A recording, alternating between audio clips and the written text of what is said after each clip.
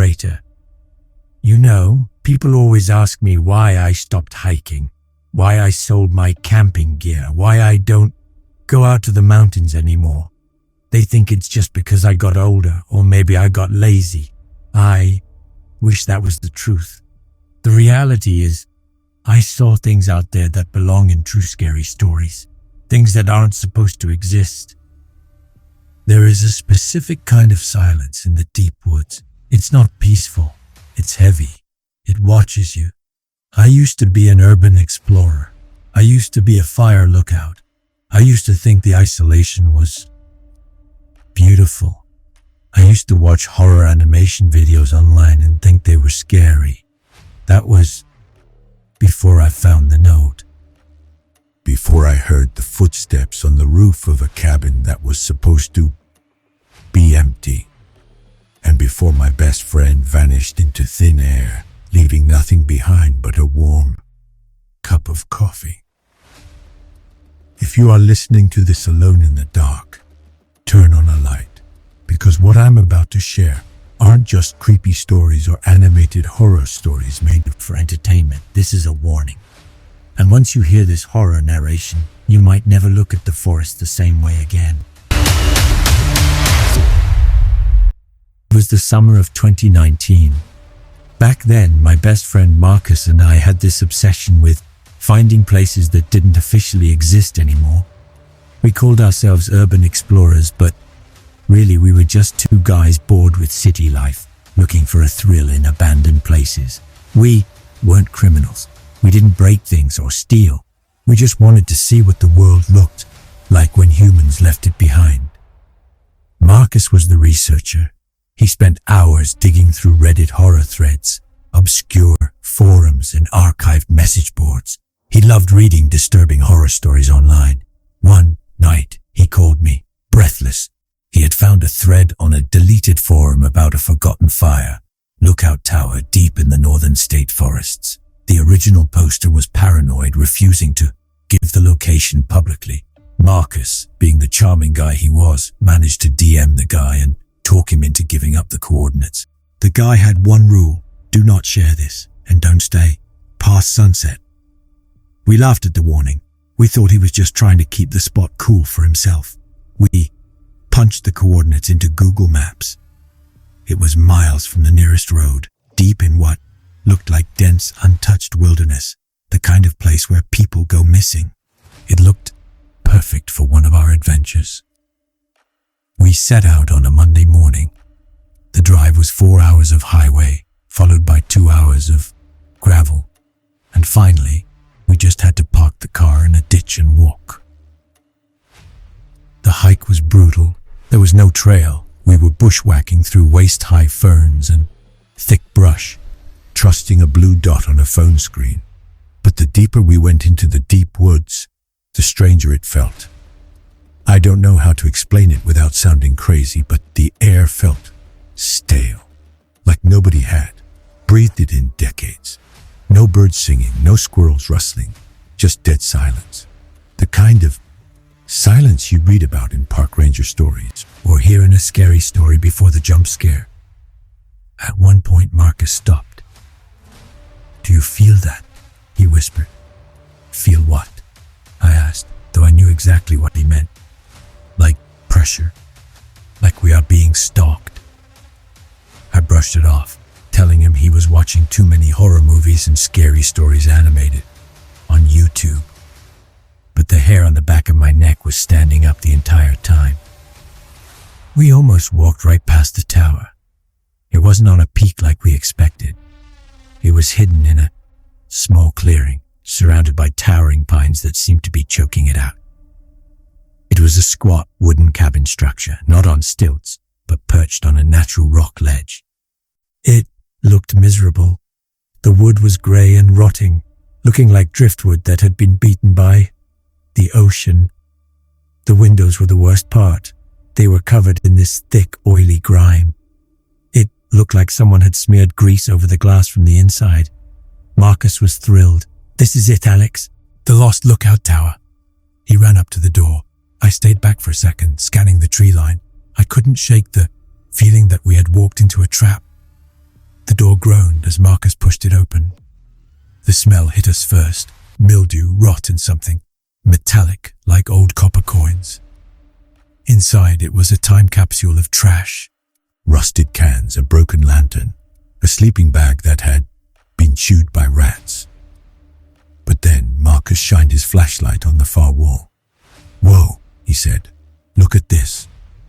Taped to the rotting wood was a single sheet of bright white printer paper. It looked brand new. No dust, no yellowing. In perfectly neat handwriting. In black ink, it said 3 words. "Hope you're happy." It chilled me to the bone. It felt personal, like whoever wrote it knew we were coming. It felt like the start of a real-life horror story. "Maybe the guy from the forum left it," Marcus suggested, his voice wavering a bit. "Yeah," I lied. "Probably a prank. Just some kid trying to make his own creepy stories." We decided to stay the night anyway. We had hiked too far to turn back in the dark. We set up our sleeping pads on the cleanest patch of floor we could find. As the sun went down, the forest went from silent to heavy. It felt like the cabin was shrinking. We didn't talk much. We ate our cold sandwiches and tried to sleep. I woke up in the dead of night. It was pitch black. I couldn't see my hand in front of my face. The silence was broken by a sound. Thump. It came from the roof. I froze. My heart started hammering against my ribs. Thump. Scrape. Thump. Footsteps. Heavy, slow footsteps, pacing directly above my head. This wasn't a ghost story or an animation anymore. This was real. I reached over to shake Marcus to wake him up. My hand hit the cold floor. His sleeping bag was empty. Panic, cold and sharp, flooded my chest. "Marcus," I whispered. Silence. Then the door to the cabin slowly creaked open. A figure stood in the doorway, silhouetted against the faint moonlight. I scrambled for my flashlight, fumbling with shaking hands, and clicked it on. "Don't shoot," Marcus yelled, shielding his eyes. I almost collapsed with relief. "Where the hell were you?" I hissed. "I had to pee," he said, sounding annoyed. "Why are you freaking out?" "There was someone on the roof, Marcus. I heard walking." He looked at me like I was insane. "Dude, I was outside. There was nobody on the roof. You were dreaming." I went outside with him. We shined our lights up at the shingles. Nothing. No damage. No person. But I knew what I heard. It wasn't a squirrel. It wasn't the wind.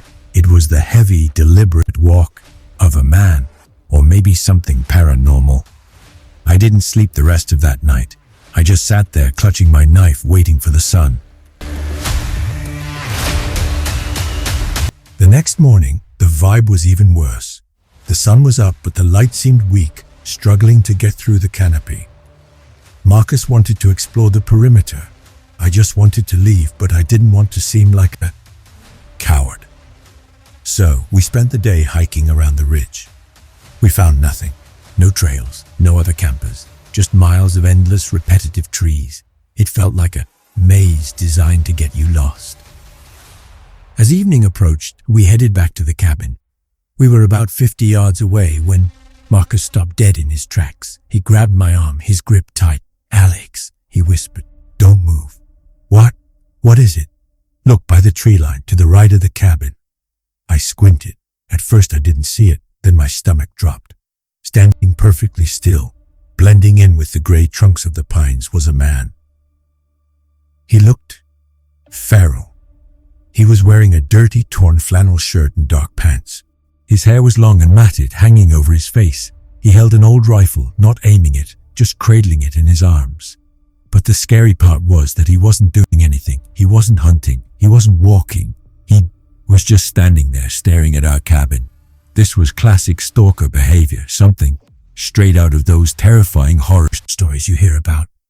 "Hey!" Marcus shouted, his voice cracking. "Can we help you?"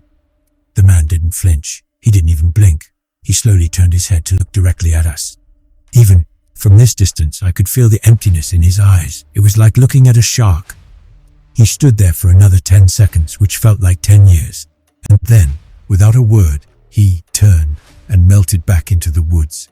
He moved silently, like a ghost. "We need to leave," I said. "Now." "It's getting dark, Alex. Hiking that trail in the dark is suicide," Marcus argued. "We lock the door, we block it, we leave at first light." I hated it, but he was right. We couldn't navigate those cliffs in the pitch black. We ran into the cabin. We shoved the heavy old table against the door. We locked the deadbolt. We covered the dirty windows with our spare clothes so nobody could see in. We sat in the center of the room back to back, holding our flashlights. Hours passed. The wind picked up, whistling through the cracks in the wood. It sounded like whispering voices. Then around midnight it started. Tap, tap, tap. 3 gentle knocks on the door.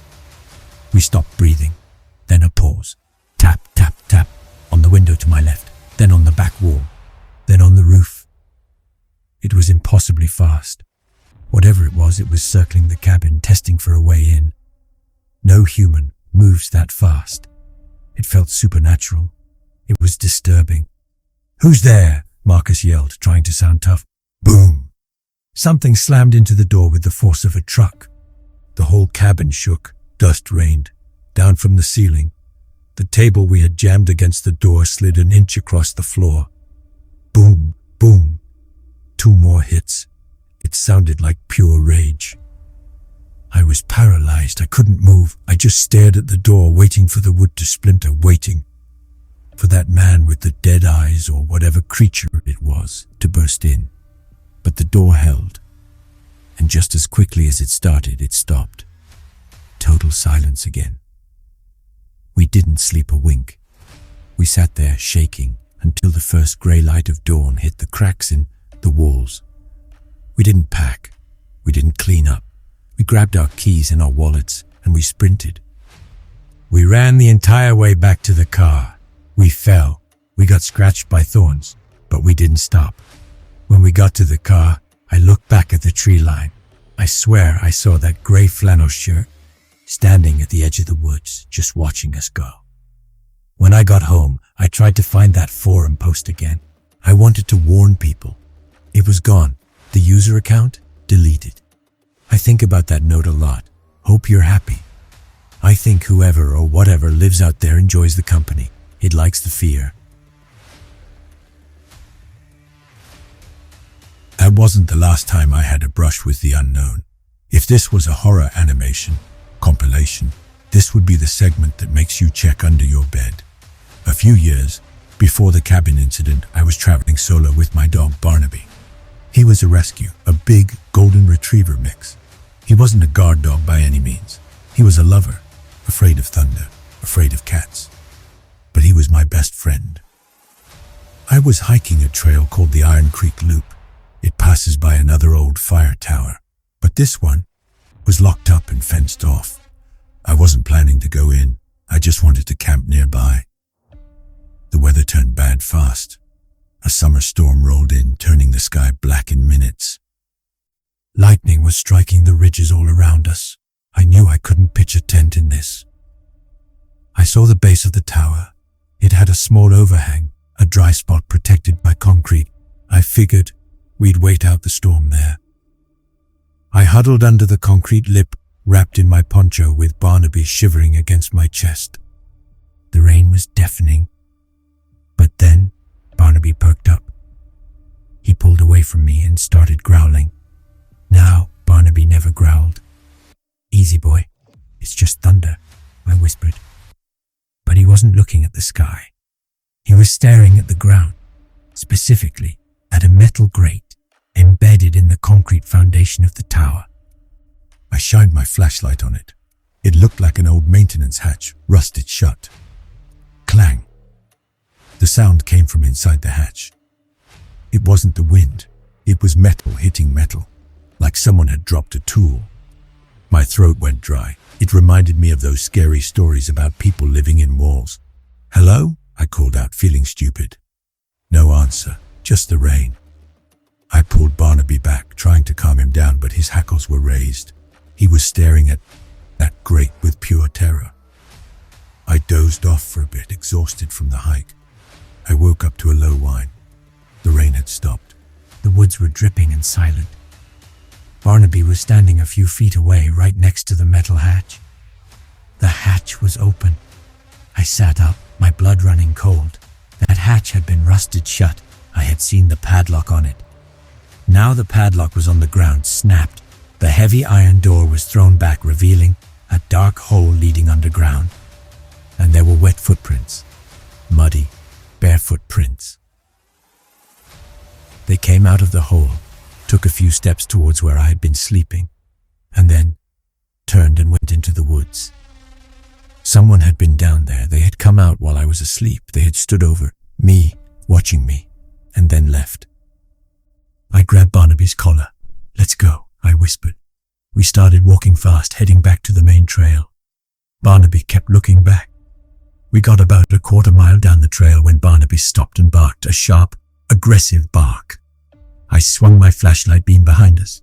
The beam cut through the mist.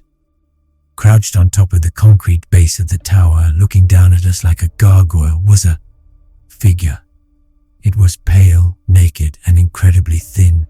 Its limbs looked too long. It wasn't human. It couldn't be. No human can crouch like that. It looked like a skinwalker or some kind of cryptid you'd see in MJV animations or other horror animation channels, but this was flesh and blood. It let out a sound, a high-pitched mimicry of Barnaby's bark. It was mocking us.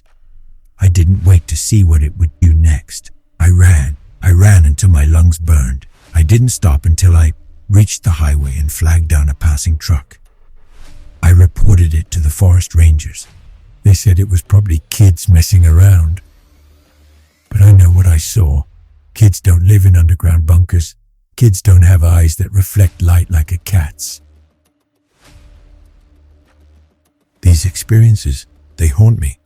But the one that broke me, the one that made me quit the Forestry Service for good, happened 30 years ago. I was a young man then, working a summer job as a fire lookout. It was easy money.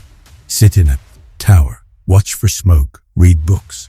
It was the perfect setup for a park ranger horror story. I was stationed at Tower 4. My partner Sam was at the base station about 3 miles down in the valley. Sam was a good guy, older, experienced, taught me everything I knew about the woods. We talked on the radio every night. It was our ritual. We'd check in, joke about the tourists, and sign off. One night in late August, it was extremely dry. Fire danger was critical. I was doing my 11 p.m. scan. The moon was bright. I saw it, a flicker of orange in the deep valley, exactly halfway between my tower and Sam's station. Smoke. Base, this is Tower 4. I've got a visual on a fire. Sector 7, I radioed. Sam's voice crackled back instantly. Copy that, Tower 4. I don't have a permit listed for anyone out there. Is it big? Looks like a campfire that got out of hand. It's growing, Sam. You better check it out. Roger, I'm heading out. Keep your eyes on it. Guide me in. I watched through my binoculars. I saw the headlights of Sam's Jeep leave the station and head up the logging road. Then he had to get out and hike the rest of the way. I guided him by radio. Go left, Sam. Endless trees. You're getting closer. It's weird though. The fire isn't spreading. It's just stationary. I see the glow, Sam whispered over the radio. I'm approaching now. Then silence. I watched the orange glow. Sam, status? I asked. Nothing. Sam, come in. Static. Then the fire vanished.